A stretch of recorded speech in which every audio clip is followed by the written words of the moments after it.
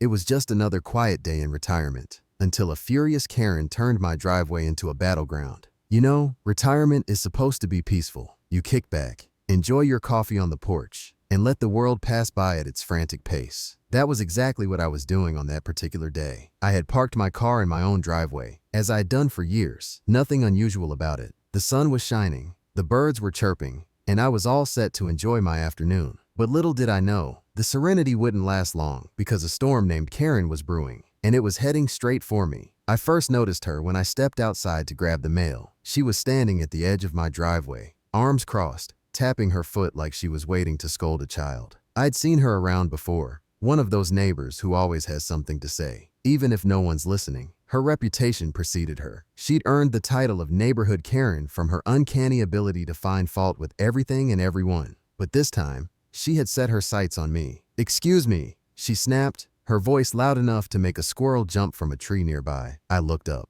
confused. "Yes," I said cautiously, wondering what I could have possibly done to ignite this level of irritation. "You can't park here," she declared, pointing at my car like it was an alien spaceship that had just landed. "This is against the rules." I blinked, then laughed, thinking it was some sort of joke. "It's my driveway," I replied. Karen was not amused. Her face twisted into a scowl so intense it could curdle milk. "It doesn't matter," she barked. "You're blocking access. People need to be able to pass. Now, here's the thing. My driveway is a private one. It's not shared, it's not communal, and it certainly doesn't interfere with anyone else's ability to move around." But Karen was clearly operating under some alternative version of reality where my car's presence was a personal affront to her existence. "Blocking access," I repeated, genuinely puzzled. "Karen, no one else uses this driveway. It's mine." "It's the principle of the thing," she exclaimed, throwing her hands in the air as if to say, "How can you not understand this?" I tried reasoning with her, explaining that the car was well within the boundaries of my property, but logic was not part of Karen's playbook. "This is a neighborhood. We have rules," she huffed, her voice climbing higher with every word. "What rules?" I asked, genuinely curious now. "The HOA rules," she snapped back. "And you're breaking them." Ah, the infamous HOA card. Except there was one tiny problem. My property wasn't even part of the HOA. I had deliberately avoided that hassle when I bought the place. But Karen wasn't about to let a pesky detail like facts get in the way of her crusade.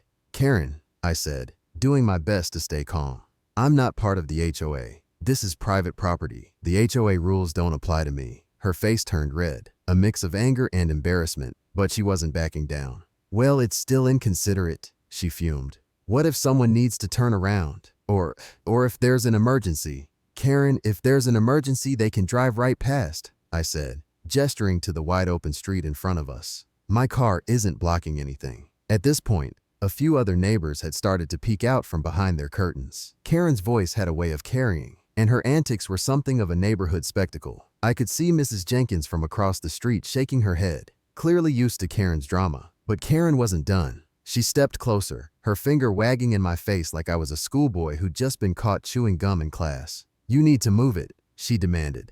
"Right now." "Karen," I said, taking a deep breath, "with all due respect, I'm not moving my car. It's parked in my driveway. It's not bothering anyone, and quite frankly, I don't understand why this is even an issue." Her jaw dropped, as if she couldn't believe I'd just said no to her. For a moment, I thought she might actually explode. Instead, she stormed off, muttering something about how this wasn't over. I shook my head, thinking that would be the end of it. But as I soon discovered, with Karen, things are never that simple. The next morning, I woke up to a piece of paper taped to my front door. In the big bold letters, it read, "Notice of violation." My heart sank for a moment, thinking something serious had happened. But as I read further, I realized this was no ordinary notice. This was Karen's handiwork. The letter, written in her unmistakable all-caps handwriting, stated that my driveway parking had been reported to the HOA for violating community guidelines. It accused me of obstructing communal access and warned of potential fines if I didn't comply with the rules. Never mind that I wasn't even part of the HOA. Karen had decided to bring them into her little vendetta. Curious, I decided to call the HOA to clear things up. The woman on the other end of the line was polite, but confused when I explained my situation. "Sir," she said, "your property isn't under our jurisdiction. We don't have any authority over your driveway." I sighed in relief, but also frustration. "So Karen, my neighbor, filed this complaint for no reason?" "It seems that way," the woman replied. "But since we've received a report, We'll have to investigate further. I led the officers out to my driveway, gesturing toward my car. It sat there, innocently parked, smack in the middle of my own property, far from the road, and certainly not in anyone's way. The officers scanned the scene, their faces betraying no emotion. I could tell they were professionals trying their best to stay neutral, but even they must have been wondering why they'd been called out for something so trivial. "Here's the car," I said, pointing to it. "As you can see, it's parked well within my driveway. It's not blocking the road or any access points." The officers nodded, clearly taking in the situation. "It does seem like it's on your property," one of them said, jotting something down in his notepad. Just then, as if on cue, Karen appeared. She marched over with her arms flailing, her signature scowl firmly in place. "Officers," she called out, her voice shrill and authoritative. "This is the problem I was telling you about." I took a step back, crossing my arms as I prepared for whatever dramatic performance Karen was about to deliver. She pointed an accusatory finger at my car. "This vehicle is a hazard. It's blocking the view of the street and making it impossible for anyone to turn around safely." One of the officers turned to her, his expression polite but clearly skeptical. "Ma'am," he said, "we've assessed the situation, and the car is parked entirely on private property. It's not obstructing the road or any public access." Karen looked like she'd just been slapped in the face with a wet fish. But it's the principle," she stammered, her voice climbing higher. "This is a neighborhood. We have standards." "Ma'am," the officer interrupted gently but firmly, "there doesn't appear to be any violation here. If this property isn't part of the HOA, then the rules don't apply to it." Karen's face turned a shade of red I'd never seen before. She opened her mouth to argue, but seemed to realize she had no real case. Instead, she resorted to her favorite tactic, victimhood. "Well, I don't feel safe," she declared, folding her arms dramatically. "I've lived in this neighborhood for years, and I've never seen anyone so disrespectful of the community guidelines." I couldn't help but chuckle under my breath. The officer closest to me gave a quick glance in my direction, and I could swear I saw the faintest hint of amusement in his eyes. "Ma'am," the other officer said, clearly trying to wrap things up, "unless there's an actual safety issue or a violation of the law, there's nothing we can do here. If you feel unsafe, you're welcome to file a report with the HOA, but that's a civil matter, not a legal one." Karen looked utterly defeated. But of course, she wasn't ready to give up entirely. "Fine," she snapped, throwing her hands in the air. "But mark my words, this isn't over." With that, she spun on her heel and stormed off, muttering under her breath about standards and inconsiderate neighbors. The officers turned back to me, their professional demeanor intact. "Sorry to bother you with this," one of them said. "It seems like a misunderstanding." "No problem, officers," I replied, shaking my head in disbelief.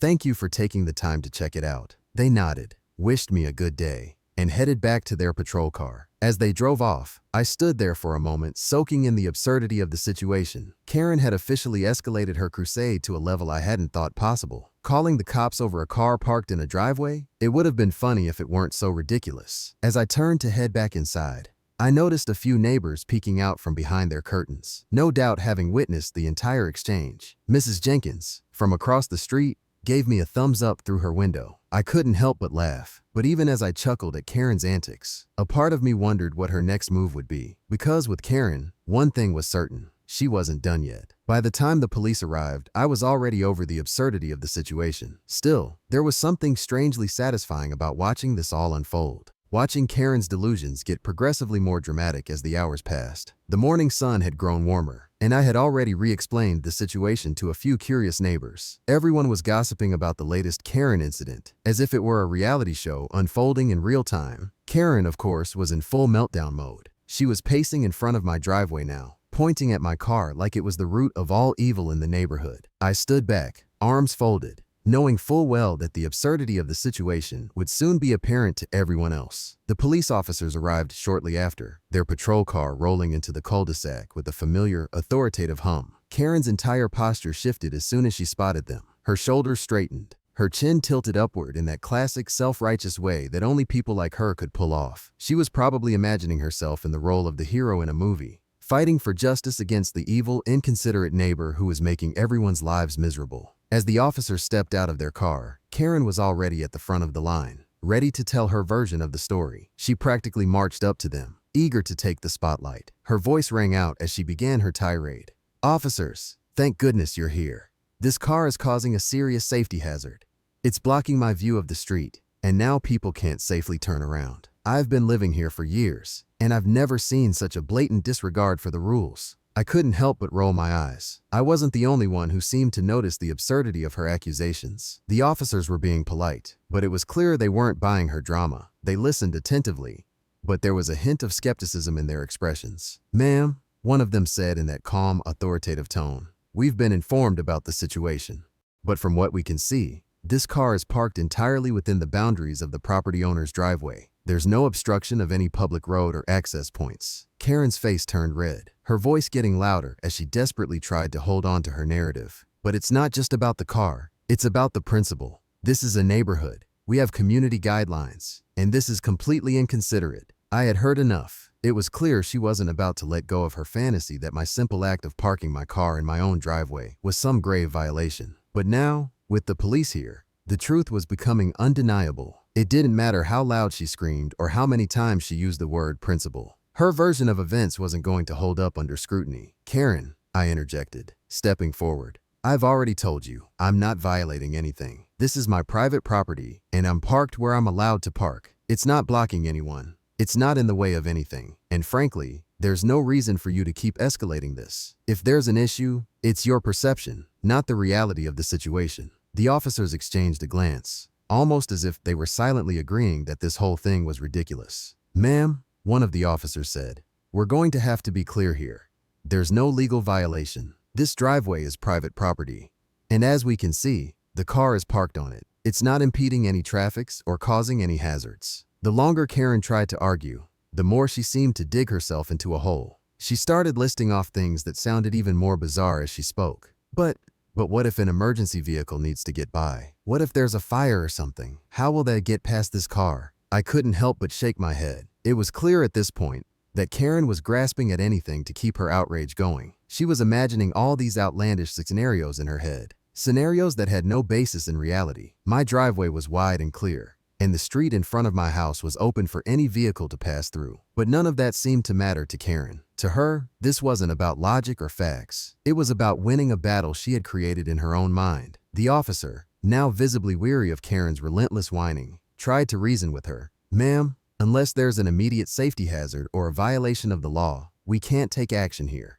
There's no need to escalate this further. If you still feel uncomfortable, you can reach out to the HOA. But as far as we're concerned, this is a private matter between neighbors." Karen wasn't finished yet. Her voice wavered as she folded her arms dramatically, her face a mixture of rage and disbelief. "I don't feel safe. I've lived here for years, and I've never seen such a blatant disrespect for our community standards. This is outrageous." At this point, I had to fight back a laugh. The officers were trying to be professional, but I could tell they were just as tired of the situation as I was. It was clear that Karen was trying to turn herself into a victim, trying to twist the situation into some grand narrative where she was the defender of the neighborhood's moral code. But the more she spoke, the more it became obvious that she had no real argument. Finally, one of the officers stepped forward and said what I had been hoping someone would say. "Ma'am, there is no legal violation here. If you continue to insist that there is, you'll need to take it up with the HOA or file a civil complaint. But that's outside our jurisdiction." For a moment, Karen stood there, her mouth hanging open as if she couldn't believe what she was hearing. She had been so certain that the officers would back her up, that they would help her impose her will on me. But instead, they were telling her, in no uncertain terms, that she was in the wrong. And then, the moment we had all been waiting for came. Karen gave up. Well, not exactly gave up, but she stormed off, her face a picture of rage and humiliation. "Fine," she snapped. "But mark my words, this isn't over. I'll make sure everyone knows about this." I watched her retreating figure with a mixture of amusement and relief. The officers turned back to me, nodding. "Sorry you had to deal with this, sir," one of them said. "We'll make sure to document everything. But as far as we're concerned, this is over." I thanked them as they left, and as I turned to go back inside, I couldn't help but smile. It wasn't over yet, not by a long shot, but for now, I had won. Karen had gone too far this time, and the whole neighborhood had witnessed it. What happened next? That was the question on everyone's mind. A few days after the police incident, things went quiet. For a while, I figured Karen had finally realized she wasn't going to win this battle. Maybe she'd retreat into her corner, back to her usual routine of making everyone around her miserable. But as anyone who's ever had a Karen neighbor knows, they don't go quietly into the night. No, she had another card to play. One she thought would seal my fate and make me the villain of the neighborhood. What happened next, though, was something I never could have predicted. It all started with a knock on my door. I opened it, half expecting another notice of violation from Karen or some new HOA complaint. But instead, there was a package.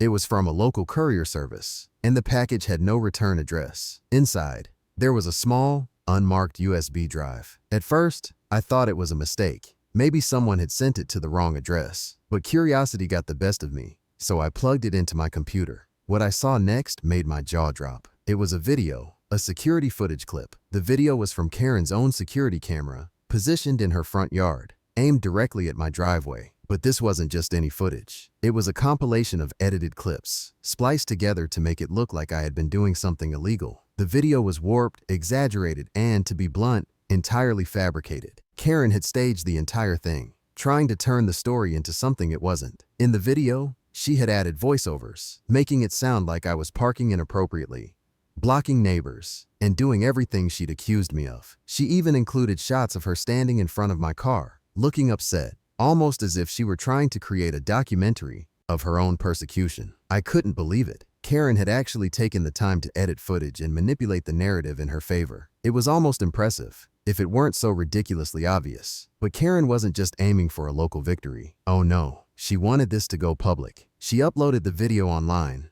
tagging it as community safety concerns and neighborhood conflict resolution. She shared it with everyone she knew and even tried to get it picked up by local news outlets. The internet, however, has a way of cutting through the noise and exposing the truth. It didn't take long for the video to start gaining traction. But rather than rallying people to her side, the video quickly went viral for all the wrong reasons. The more people watched it, the more they realized how absurd it was. It was clear that the footage had been manipulated, and the more skeptical viewers began sharing their own experiences with Karen neighbors. They found my contact information, reaching out to ask about the situation, offering their support. It didn't take long for the viral story to pick up steam, fueled by the power of online communities that love nothing more than a juicy neighborhood drama. In a matter of days, Karen's carefully crafted narrative had backfired. The video was no longer seen as a plea for justice. It was seen as a ridiculous attempt at manipulation. The hashtag #KarenGate began trending on social media, with people posting their own stories of dealing with Karens in their neighborhoods. One by one,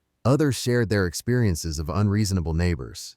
And suddenly, Karen wasn't just a local nuisance. She was the face of a much larger issue. I wasn't expecting the kind of support I received. Strangers from across the country were commenting on the video, showing their sympathy and offering their own stories of dealing with difficult neighbors. It felt like the entire internet was rallying behind me, supporting the idea that no one should have to deal with petty, irrational behavior like this. Then came the real kicker, the local news. The video had gained so much traction that it was eventually picked up by a few news outlets, which took an investigative approach to the situation. They spoke with me, with the police officers who had responded to the scene, and with my neighbors, many of whom had witnessed the entire drama unfold. What started as a small local dispute turned into a full-blown media sensation, and Karen, the self-proclaimed hero, had become the laughingstock of the internet. The backlash against Karen was swift and unforgiving. People who had once been too intimidated to stand up to her started speaking out, telling their own stories of how she had made their lives miserable in small, petty ways. Neighbors who had stayed quiet were suddenly sharing their grievances, and it was clear that Karen's reputation was permanently damaged. Her manipulative video had done far more harm than good, and she was quickly becoming the subject of countless memes and online jokes. As for me, I became somewhat of an internet hero. I didn't do anything extraordinary, just parked my car in my own driveway. But sometimes, that's all it takes for the truth to shine through. I received messages from people all over the world, offering support,